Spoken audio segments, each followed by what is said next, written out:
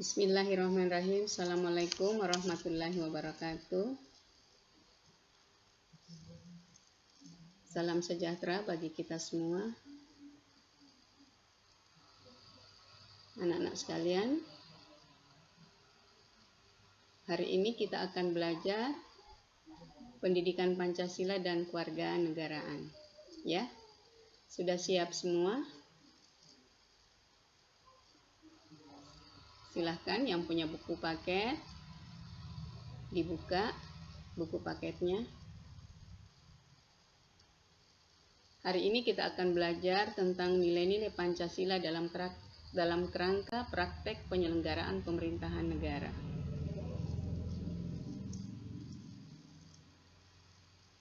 Pembahasan pertama kita yaitu sistem pembagian kekuasaan negara.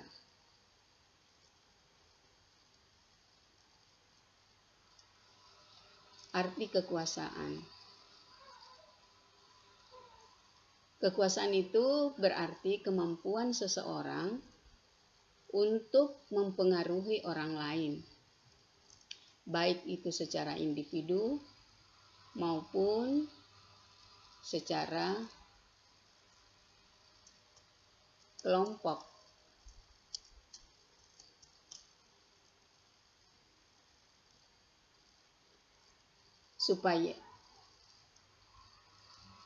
Supaya melakukan tindakan-tindakan yang dikehendaki atau diperintahkannya.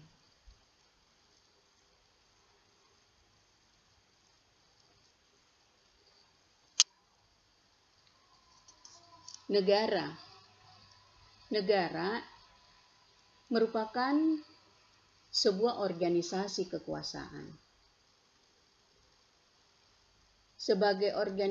Negara sebagai organisasi kekuasaan tentunya memiliki banyak kekuasaan. Kekuasaan negara merupakan kewenangan negara untuk apa? Untuk mencapai keadilan, kemakmuran, dan keteraturan. Kekuasaan negara juga identik dengan kekuasaan pemerintahan atau kekuasaan lembaga-lembaga negara yang ada dalam pemerintahan.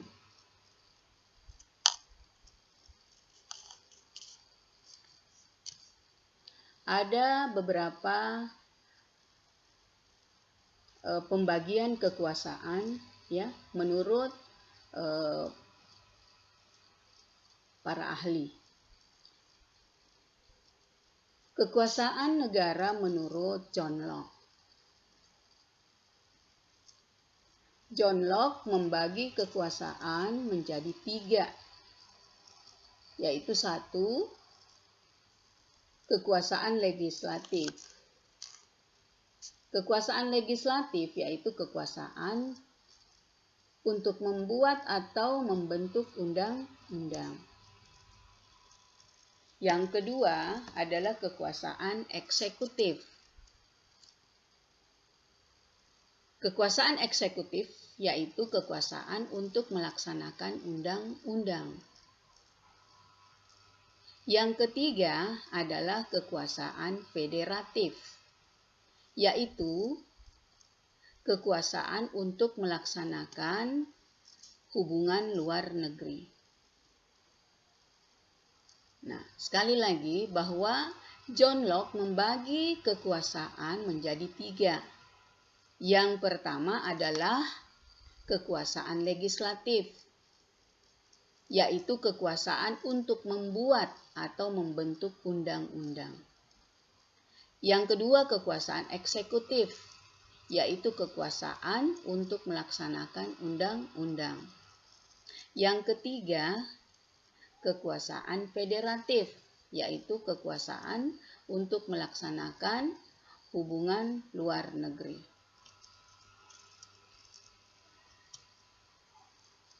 Selain pembagian kekuasaan menurut John Locke tadi, nah, Ada lagi pembagian kekuasaan menurut Montesquieu.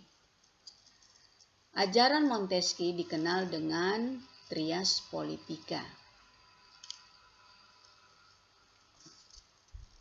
Trias politica artinya membagi kekuasaan menjadi 3. Pembagian kekuasaan ini menurut Montesquieu. Montesquieu membagi 3 kekuasaan. Yang pertama adalah kekuasaan legislatif, yaitu kekuasaan untuk membuat atau membentuk undang-undang. Nah, kemudian yang kedua, kekuasaan eksekutif, yaitu kekuasaan untuk melaksanakan undang-undang. Yang ketiga adalah kekuasaan yudikatif. Nah, kekuasaan yudikatif yaitu kekuasaan untuk mempertahankan undang-undang, termasuk mengadili setiap pelanggaran terhadap undang-undang. Pendapat John Locke berbeda dengan pembagian kekuasaan menurut John Locke itu berbeda dengan pembagian kekuasaan menurut Montesquieu.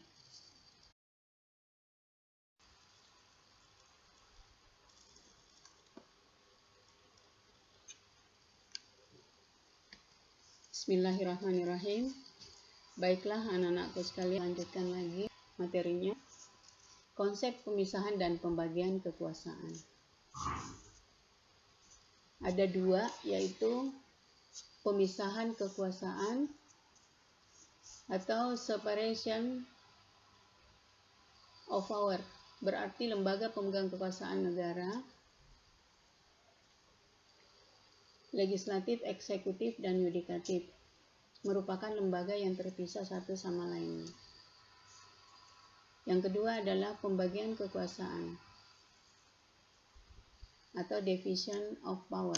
Berarti kekuasaan memang dibagi dalam beberapa bagian, tetapi di antara bagian tersebut ada kerjasama.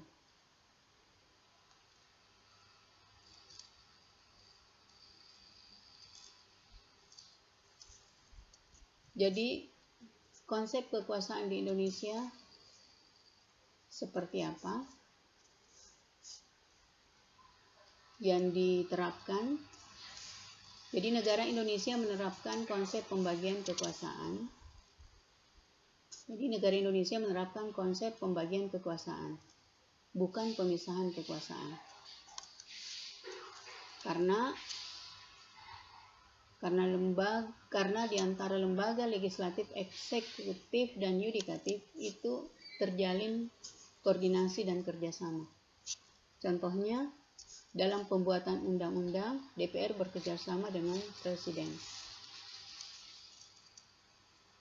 Kita lanjutkan pembagian kekuasaan di Indonesia. Penerapan pembagian kekuasaan di Indonesia itu terdiri atas 2 bagian.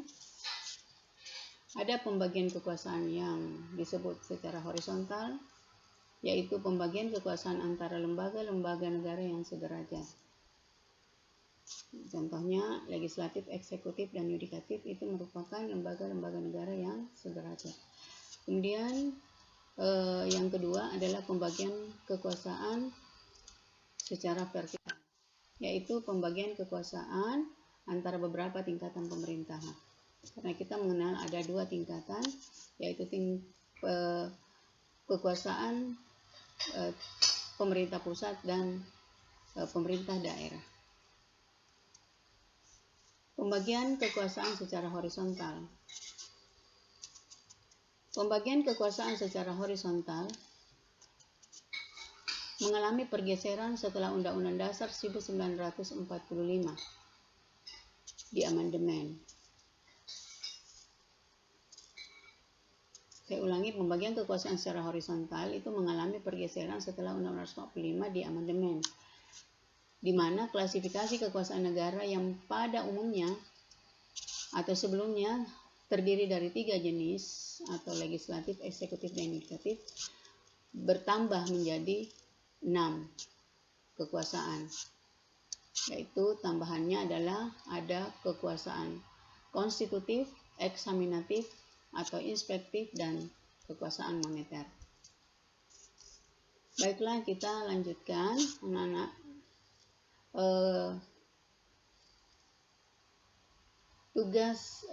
Apa tugas masing-masing lembaga kekuasaan? Kekuasaan konstitutif, yaitu kekuasaan untuk mengubah dan menetapkan undang-undang dasar. Dasar hukumnya adalah pasal 3 ayat 1 Undang-Undang Dasar 1945. Menegaskan bahwa Majelis Permusyawaratan Rakyat berwenang mengubah dan menetapkan undang-undang dasar. Kemudian kekuasaan eksekutif. Nah, kekuasaan eksekutif ini adalah kekuasaan untuk menjalankan undang-undang. Itu ditegaskan dalam Undang-Undang 45 pasal 4 ayat 1. Presiden Republik Indonesia memegang kekuasaan pemerintahan menurut Undang-Undang Dasar. Berikutnya adalah kekuasaan legislatif.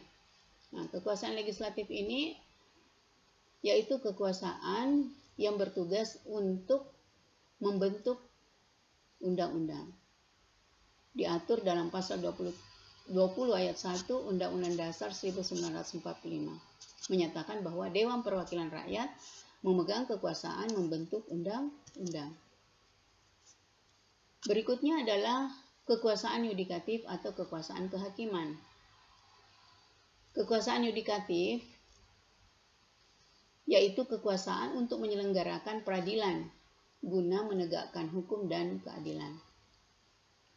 Ini jelas dinyatakan di dalam pasal 24 ayat 2 Undang-Undang Dasar 45 bahwa kekuasaan kehakiman itu dilakukan oleh sebuah Mahkamah Agung dan badan peradilan yang berada di bawahnya dalam lingkungan peradilan umum, lingkungan peradilan agama, lingkungan peradilan militer, lingkungan peradilan tata usaha negara, dan oleh sebuah Mahkamah Konstitusi.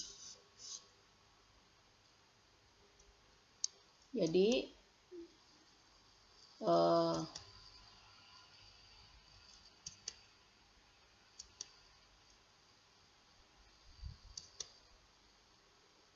kekuasaan yudikatif ini atau kekuasaan kehakiman ini yang diberi tugas adalah Mahkamah Agung dan sebuah Mahkamah Konstitusi.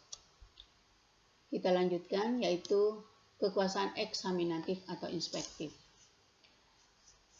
Kekuasaan eksaminatif adalah kekuasaan yang berhubungan dengan penyelenggaraan pemeriksaan atas pengelolaan dan tanggung jawab keuangan negara.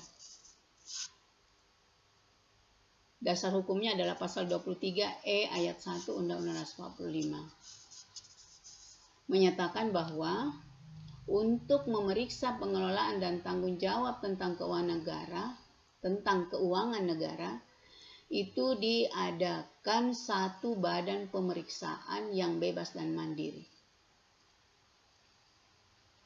Saya ulangi, pasal 23E ayat 1 Undang-Undang 45 menyatakan untuk memeriksa pengelolaan dan tanggung jawab tentang keuangan negara diadakan satu badan pemeriksaan yang bebas dan mandiri.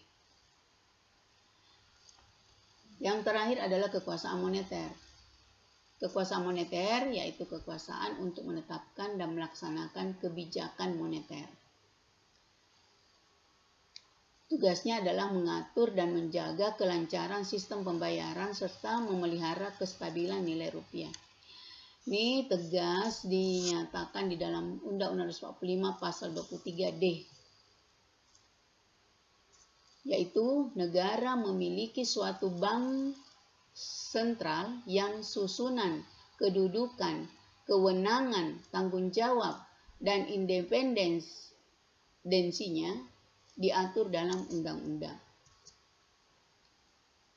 Baiklah anak-anakku sekalian, kita lanjutkan, yaitu pembagian kekuasaan horizontal di daerah. Pada tingkat provinsi, pembagian kekuasaan berlangsung antara pemerintah daerah Dalam hal ini adalah kepala daerah atau wakil kepala daerah dan Dewan Perwakilan Rakyat atau DPRD. Dan pada tingkat kabupaten atau kota, pembagian kekuasaan berlangsung antara pemerintah kabupaten atau kota. Dalam hal ini adalah bupati dan wakil bupati atau wali kota dan wakil wali kota dan DPRD kabupaten kota. Ini pembagian kekuasaan horizontal di daerah. Pembagian kekuasaan secara vertikal. Pembagian kekuasaan secara vertikal ini merupakan pembagian kekuasaan antara beberapa tingkatan pemerintahan. Karena kita mengenal pembagian kekuasaan di negara kita itu ada pemerintah pusat dan ada pemerintah daerah. Dalam pasal 18 ayat 1 Undang-Undang Dasar 1945 menyatakan Negara Kesatuan Republik Indonesia dibagi atas daerah-daerah provinsi dan daerah-daerah provinsi itu dibagi atas kabupaten dan kota yang tiap-tiap antara beberapa tingkatan pemerintahan. Kita 18 Undang-Undang Dasar 1945 sebagai dasar hukumnya menyatakan Negara Kesatuan Republik Indonesia dibagi atas daerah-daerah provinsi dan daerah-daerah provinsi dan kota. Yang tiap-tiap provinsi, kabupaten, dan kota itu mempunyai pemerintahan daerah yang diatur dengan undang-undang merupakan konsekuensi dari adanya asas desentralisasi. Pemerintah pusat menyerahkan wewenang pemerintah kepada pemerintah daerah otonom atau kepada daerah provinsi, kabupaten, kota untuk mengurus dan mengatur sendiri urusan pemerintahan di daerahnya. Kecuali untuk urusan yang pemerintah pusat, yaitu kewenangan yang berkaitan dengan politik luar negeri, pertahanan, keamanan, agama, moneter, dan fiskal, itu tetap menjadi wewenang. Undang-Undang Dasar 1945 pasal 18 ayat 5 menyatakan pemerintah daerah menguasai urusan pemerintahan yang kecuali urusan pemerintahan yang oleh undang-undang ditentukan sebagai urusan pemerintah.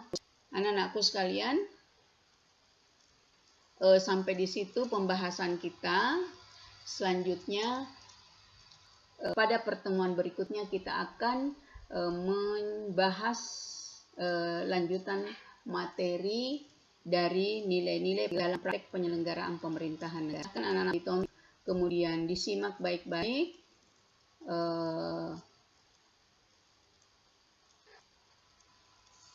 Akhiri, mudah-mudahan bermanfaat.